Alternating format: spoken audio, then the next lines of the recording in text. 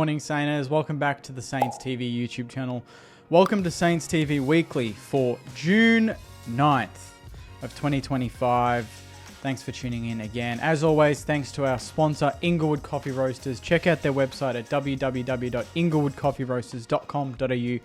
They've actually got a end of financial sale on now.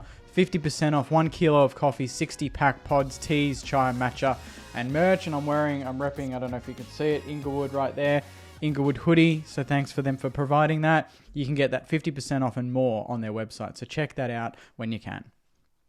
Okay, so obviously it's been the bye week for the Saints. There hasn't been that much news. It's also no VFL as well, which is disappointing. So we don't have any of that form to go by. We've pumped out the content as much as we can, so I appreciate everyone for tuning in. Obviously, the main talking point has been Naz. That's what it is. The bye round is the mini trade period, basically. When your team's got the bye week, the news is sparse. There's not really much going on. The journos are going to try and find something. And Naz, being the bye week, went home, South Australia, saw his friends who happened to play for Port. Had some Yochi. There's a famous photo that has circulated. No big deal there. And then a genius interview at the airport on his way back to Melbourne, which really didn't give away anything. So that's kind of where that's at. He did do an interview with an AFL journo about 4 or 5 days ago, and I found that funny that kind of none of that really was pushed. And he said some really nice things about that. I did post a quote yesterday about it. Him saying, I'm happy playing here. I've got great relationships with the boys. I love Ross. I love all the coaching staff. I want to be part of something special here at St Kilda.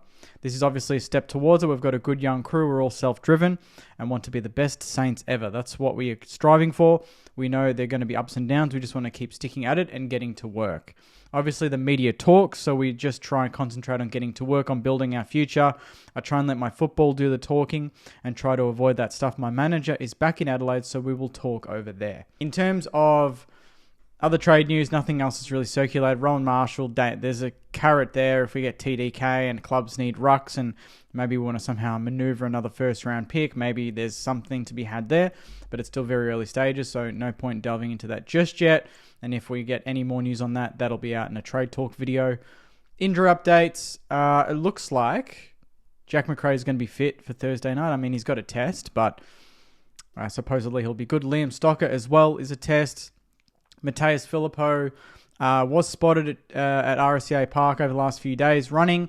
I have on good authority from someone that had spoken to him that he said the pain is at a 2 out of 10 right now for him. So that sounds to me like maybe it's another week or a test, depending on if a Thursday night turnaround is too close, and maybe a weekend game would have suited him more, but we'll wait and see on that.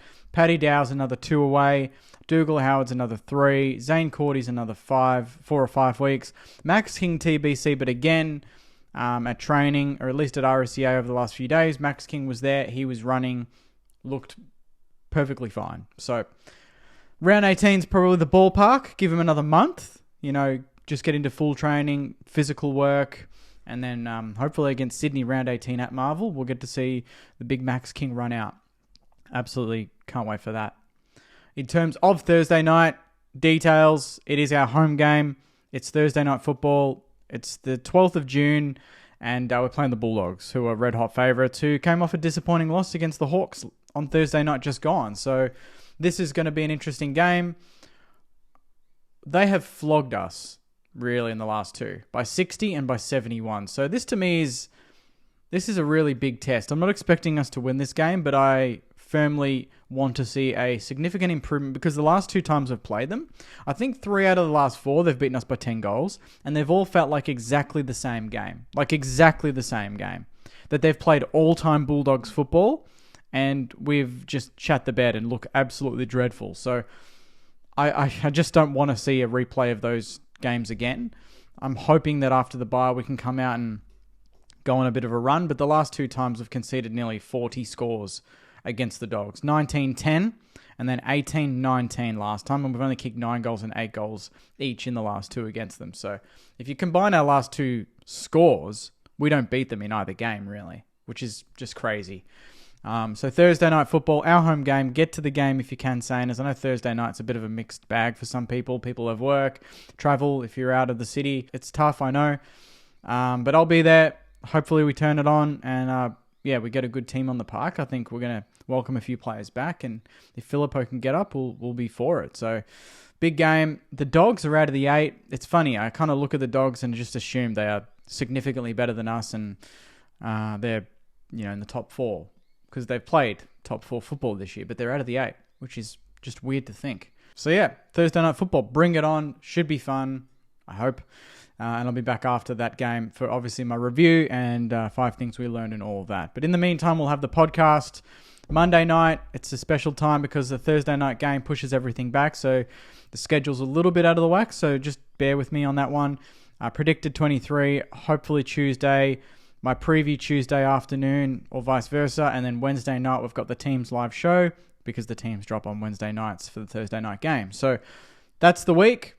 I really don't like it. It makes my job a little bit trickier, but hopefully appreciate it. Any other news that pops up in the meantime, I will keep you in the loop either through YouTube, Facebook, Instagram. So follow us on all those and obviously subscribe. We want to hit 15K as soon as we can. We're on 14.1 now, which is amazing. So thank you very much for that. I haven't even had time to kind of acknowledge that, but I really appreciate all the support from all the Saners and even just at general AFL fans over the last month or two. To see that growth has been really impressive.